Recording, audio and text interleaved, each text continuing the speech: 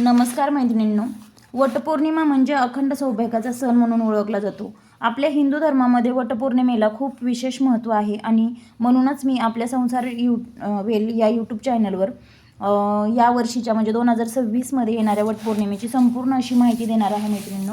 आपल्या जोडीदाराला उत्तम आरोग्य आणि दीर्घ आयुष्य लाभो यासाठी 7 जन्मी हाच पती मिळावा म्हणून प्रत्येक स्त्री अत्यंत श्रद्धेने व्रत करत असते किंवा पूजा करत असते. तर या वर्षी म्हणजेच 2026मध्ये हीच वटपौर्णिमा कधी येत आहे किंवा पौर्णिमा कधी लागत आहे किंवा कधी संपत आहे, त्यासाठी वडाची पूजा करण्याचा शुभ योग कोणता आहे, तसेच कोणत्या रंगाची साडी घालावी किंवा घालू नये, कोणत्या रंगाच्या बांगड्या घालाव्यात किंवा घालू नये, कोणत्या रंगांना विशेष महत्त्व आहे, तर अशा प्रकारच्या अनेक विविध प्रकारची माहिती पाहणार आहोत. तर त्यासाठी आपल्या यूट्यूब चॅनलवर तुम्ही नवीन असाल किंवा व्हिडिओ आवडल्यास आपल्या चॅनलला शेअर, सबस्क्राईब, लाईक जरूर करा. संसार वेल या चॅनलवर आपले सहर्ष स्वागत करत आहे मैत्रिणी. तर चला पाहूयात आपण 2026 म्हणजेच 29 जून 2026 मधील वटपौर्णिमेची संपूर्ण माहिती. तर सर्वात अगोदर वटपौर्णिमा ही कधी आहे हे जाणून घेऊयात. तर या दिवशी 29 जून 2026 या दिवशी सोमवार आहे आणि याच दिवशी वटपौर्णिमेचा योग आलेला आहे. तर वटपौर्णिमेचा दिवस हा खूपच खास आणि दुर्मिळ आहे, कारण की आज वटपौर्णिमेच्या दिवशी सोमवार असल्यामुळे सोमवार हा वार भगवान विष्णूंचा वार आहे आणि त्यामुळेच यावर्षी सोमवार आणि वटपौर्णिमा हे अगदी योग जुळून आलेलं आहे. तर वडाच्या झाडामध्ये प्रत्यक्ष शिवशक्तीचा वास असतो मैत्रिणींनो.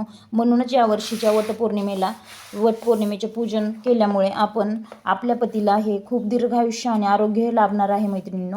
हा दिवस तो आहे ज्या दिवशी सती सावित्रीने आपल्या दृढ निश्चयाने आणि बुद्धीच्या जोरावर यमराजाकडून आपल्या पतीला म्हणजे सत्यवानांचे प्राण परत आणलेले होते. तर ही वडाची पूजा शुभ मुहूर्तावर म्हणजेच राहू काळ टाळून करायची आहे. तर त्यासाठी शुभ वेळ ही आहे की 8:55 सकाळी ते 10:40 पर्यंत अगदी शुभ वेळ आहे मैत्रिणींनो.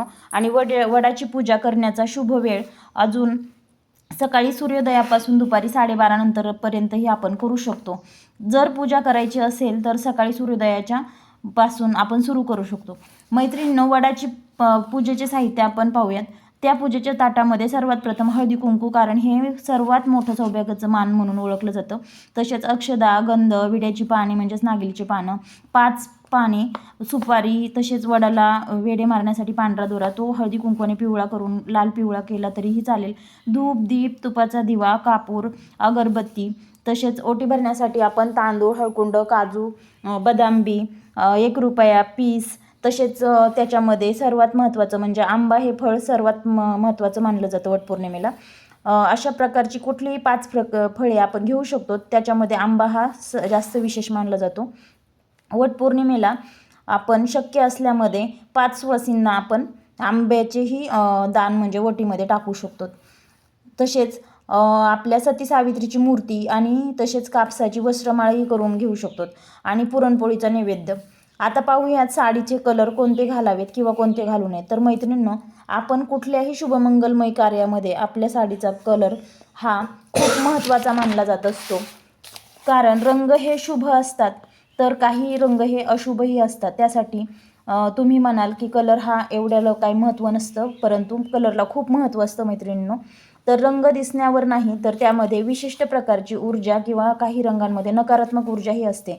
म्हणून योग्य रंग देवी देवतांचे प्रसन्न होऊन आणि आपल्याला काही रंग वेगळीच ऊर्जा देतात मैत्रिणींनो. तर त्यासाठी पहा, वटपौर्णिमेला 5 रंग शुभ आहेत. नंबर 1 म्हणजे लाल रंग. रंग लाल हा रंगांचा राजाच आहे आणि सौभाग्याचं प्रतीकही मानलं जातं.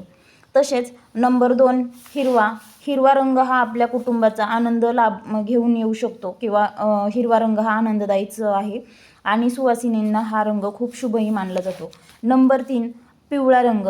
तर हा पिवळा रंग म्हणजे भगवान विष्णूंच्या आवडीचा रंग आहे. पिवळं वस्त्र घातल्याने पतीचा दीर्घायुष्य लाभते.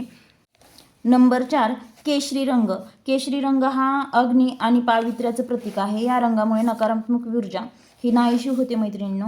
तसेच नंबर 5 गुलाबी रंग. गुलाबी रंग हा नात्यातील प्रेम, आपुलकी, गोडवा किंवा तसेच आदर्शही दर्शवतो. अशाच प्रकारे बांगड्यांचेही आपण साडीप्रमाणेच रंगांची दिशा दर्शवतात, म्हणून आपण बांगड्यांप्रमाणेच साडीप्रमाणेच लाल, हिरवा, पिवळा, गुलाबी, केशरी, आकाशी अशा अनेक प्रकारच्या बांगड्याही घालू शकतो.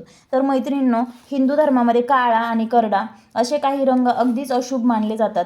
तसेच हे रंग म्हणजेच नकारात्मक विचारांना खतपाणी घालणारेच आहेत. म्हणून या रंगांच्या साड्या वटपौर्णिमेला घालू नयेत किंवा या रंगांच्या बांगड्याही वटपौर्णिमेला घालू नयेत.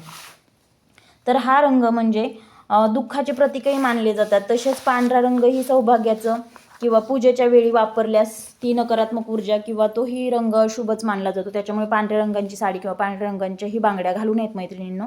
तर मैत्रिणींनो, ही होती आपल्या 29 जून 2026 रोजीच्या वटपौर्णिमेची संपूर्ण माहिती. आणि व्हिडिओ आवडल्यास आपल्या चॅनलला सबस्क्राईब करायला विसरू नका मैत्रिणींनो. Bye bye.